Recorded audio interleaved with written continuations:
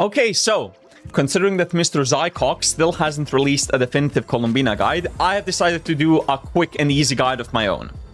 So first of all, Columbina is an off-field sub-DPS and support type of character, and she scales off of HP.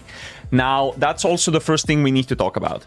Columbina's HP should reach around 35,000, because that's as far as the scaling off of the talent will take her.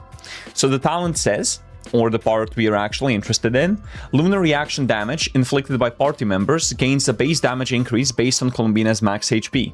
For every 1,000 points of max HP, the base damage of lunar reactions is increased by 0.2% up to a maximum of 7%. Now, this maximum of 7% takes us up to 35,000 HP. Now, second most important thing would be her weapon. Now, I am running the signature because I spent way too much money on this game, but if you want to be a reasonable and rational person, simply run Prototype Amber. It's a weapon which has been in the game since 1.0, it's really easy to make and also really easy to refine. It's really good for Columbina, both because of the effect, which we will get to, and because of the stat, that being HP percent, which is what Columbina needs. Now, as for the effect, using an elemental burst regenerates 4 energy every 2 seconds for 6 seconds.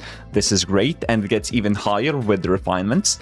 All party members will regenerate 4% HP every 2 seconds for this duration. So it even makes her into kind of a sustain. Not really, but yeah, it's fine. Now, as for the artifacts, Columbina should ideally run Silken Moon Serenade. If that's already on another character in the team, you can run the new set, which will be on the screen. Now, in regards to what you want on the artifacts, let's start with the flower. So, the flower is quite simple, HP, and some good substats like HP percent, crit damage or crit rate, and energy recharge. It's basically the same for the feather, crit rate and crit damage. You can also have ER, HP. Now, where you may actually have some questions would be the sands, because I've seen 2 ways of thought here.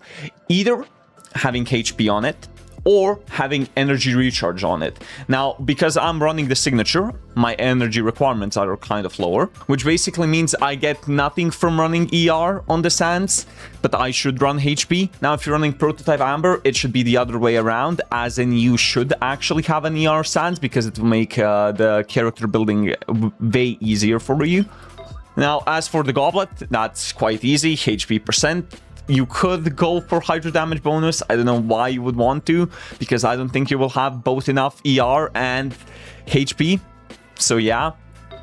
Also crit damage and crit rate substats. And as for the circlet, this is where you get your additional crit damage, or you get crit rate to around 70%, 80%. Running HP or crit damage or substats, ER as well. Now, as for the final stat distribution, you should have around 35,000 HP, around 70 to 80 crit rate. Crit damage should be higher than 180%. And energy recharge, well, if you don't have the signature, I would aim for like 150 to maybe even 160.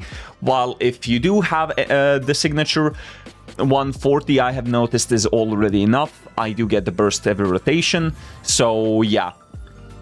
Now, in regards to teams, I have seen 3 actual teams stand out, which will be on the screen. The first one is the one I'm currently running, that being Flint's, Columbina, Sucrose, and then a 4th slot, which ideally would be Inefa, but because I don't have her, I'm running Cookie.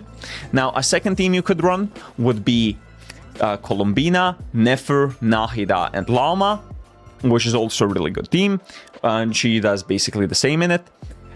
The third team which you could run is Navia, Jilonen, Farina, and Columbina, which is a bit different than the other 2, because it includes like older characters in more prevalence, with Columbina being the only actual not cry character. But yeah, that's about it.